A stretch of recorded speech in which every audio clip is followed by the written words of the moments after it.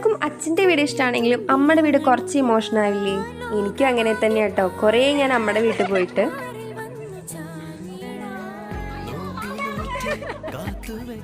അമ്മമ്മ ഉണ്ടാക്കിയ എന്തെങ്കിലും ഒരു സ്പെഷ്യൽ സാധനം അവിടെ ഞങ്ങൾക്ക് വേണ്ടി ഒരു ഡപ്പയിൽ എടുത്ത് വെച്ചിട്ടുണ്ടാവും.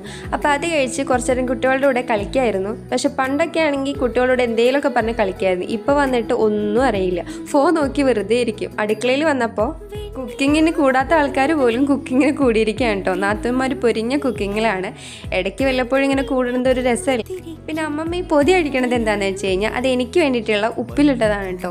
എപ്പോൾ ഞാൻ അവിടെ പോയാലും അമ്മമ്മ എനിക്ക് വേണ്ടി അച്ചാറും ഉപ്പിലിട്ടത് ഉണ്ടാക്കി വെച്ചിട്ടുണ്ടാവും. എവിടെ പോയാലും ഞാൻ തപ്പണതും അത് തന്നെയാണ്. ഉച്ചത്ത് ഊണും കഴിഞ്ഞു. ക്ലാസ്സുള്ള സമയത്താണെങ്കിൽ വെള്ളിയാഴ്ച വന്നിട്ട് ഞാൻ ശനിയും ഞായറും നിന്നിട്ടേ പോവാറ്. ഇപ്പം ആണെങ്കിൽ നാളെ തൊട്ട് ഫുൾ ബിസിയാണ്. അപ്പം പിന്നെ വേഗം വന്ന് വേഗം പോവാണ് നമ്മുടെ വീട്ടിൽ പതിവ്.